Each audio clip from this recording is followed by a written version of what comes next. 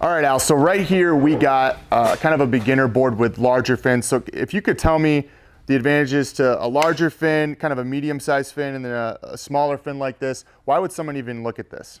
Yeah, so the advantages of a larger fin on more of a surf style board are going to give you a lot more control. It's going to allow you to turn and keep the nose of the board going towards the boat. That'll just make it a lot more stable, and it'll make it a lot easier to get the feel for learning how to surf right out of the gate. Okay, that makes sense. What about a medium-sized fin? When would you go to that? Once you kind of grew out of the bigger fin and you wanted to try to do something like a 360, okay, you could go to your medium-sized fin, and from there you would be able to move the board around a little more.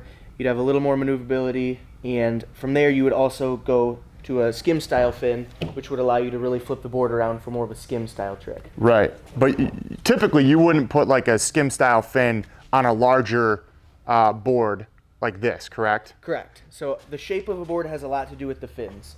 So this board, the profile is really thick, it's really long, so the big fins really fit it with the way it surfs. Okay. The skim style board, it's going to be really flat, almost like a skim board you'd see on the beach, and that gives it a lot of drive towards the boat. So when you're flipping it and doing shove-its or three shoves, the little fin will break loose, and it really works with the board as one. Okay, that makes sense. So on this board, let's kind of talk about the skim style board here. You're going to see 3 fins just like this, but I see on this board there's a spot for 5 fins on here. Would you ever have 5 fins? Or I mean, what do you suggest to get that skim style feel? How many fins should be in there? So typically you're either going to want 1, 2, or 3 fins. You'd never go any more than that on a skim style board. Okay. I personally like 1 fin in the middle, and that just lets you break loose as easily as possible.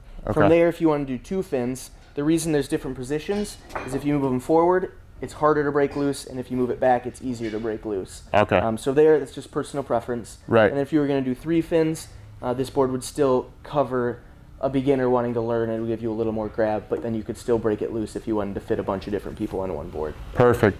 So the last thing I guess I'd want to ask you is, on a board like this, you obviously see 2 larger fins and 2 medium fins, but there is sometimes 1 single fin here. What's the advantage of 1 single large fin in the middle of your board?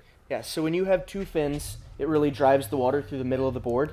This keeps the front of the board really tracking towards the boat and makes it a little more rigid when you're trying to turn it. Okay. If you want to loosen up the front of the board and kind of make it turn a little easier, you would just put 1 center fin in. And most boards will have the center fin option. So if you're just trying to really lay into some big carves, that might be a better option. Perfect. Cool. Sounds good.